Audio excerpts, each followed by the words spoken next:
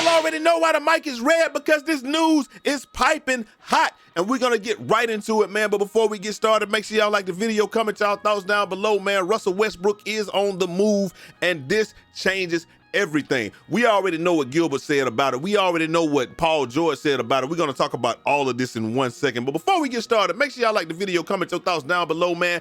We're a new channel just trying to get into the algorithm. If nobody told you this today, y'all are my brothers and my sisters. I love each and every last one of y'all. Now let's get right into the news. From the depths of Twitter, where I get all my information, because, hey, it's already been vetted by the time I get it. Bam, here we go. Agent Wojnarowski says, after finalizing the contract buyout with the Utah Jazz, 9-time All-Star guard Russell Westbrook plans to sign with the Los Angeles Clippers. His agent, Jeff Schwartz of Excel Basketball, tells ESPN. And like we said, this changes everything. I don't know if y'all are familiar with the Gilbert Arena show, but they already said Russell Westbrook is the linchpin of where the NBA will sway this year at the end, at the end of the year. If he had gone to Phoenix, it's going to sway toward Phoenix, because you got three dynamic players on there with some tough defense from Russ. If he goes to anywhere else, it kind of sways it. But him going to the Clippers, I'm not saying that the Clippers are the odds-on favorite to win the NBA title this year, but I'm telling you that this makes the Clippers that much better. Now, y'all might ask, how is this going to be different than when he was in LA? And I'm going to tell y'all that the reason that this is a lot different than in LA is in LA, y'all know this sounds like very small potatoes. In LA, they're shooting about 33% from three. The Clippers, over the last 5 games, is right around 40%, but for the season as a team, they are shooting 38%, like 38.7%, almost 39%, something like that.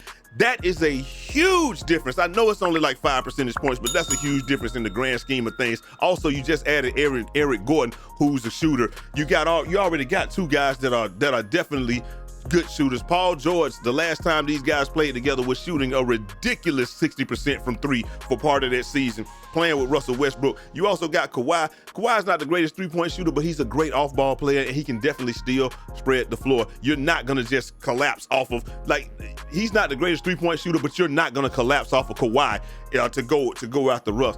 Pretty much what this is going to be is Russell Westbrook, in my head, at least this is how it's going to look in my head. He's downhill attacking. He's just got a whole, just like it was in OKC.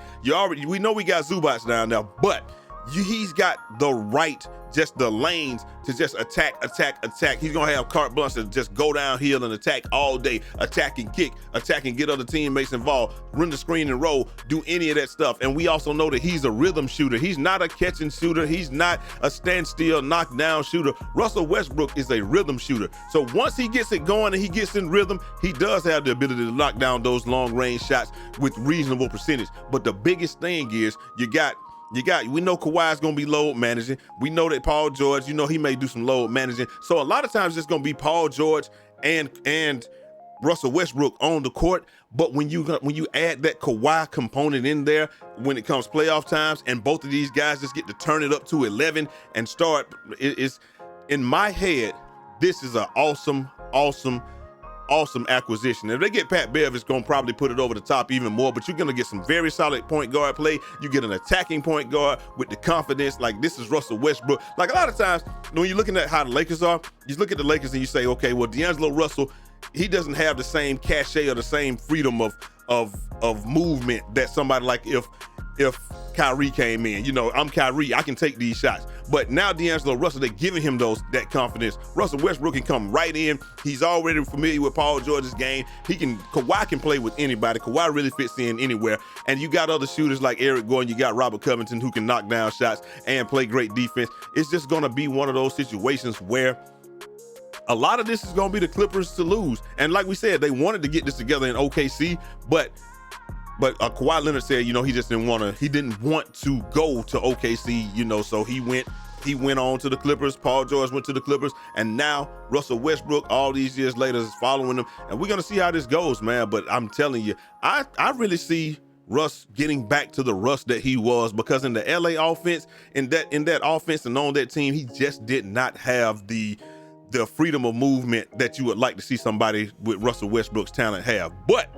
here, when he goes to the Clippers, it's gonna be tough. But y'all let me know what y'all think down in the comment section, man. Is it just much to do about nothing? Does this really change everything, or can you see the situation that I'm describing where it makes them better offensively, defensively, and it kind of puts them over the edge? Because Reggie Jackson is a very good point guard, but he's not Russell Westbrook in terms of his relentlessness at attacking the basket, opening up the defense, and things like that, man. And like I said, I know he didn't play that. He wasn't allowed to play that well in LA, but I just think that this coming back to LA in the same building where everything's the same is gonna be crazy. Y'all let me know what y'all think down in the comment section, man. I'm gonna holler at y'all next time. Till next time. Hey, it's your boy Jay Easy, aka Fresh from the Barbershop, BK the People's Champ. Godspeed.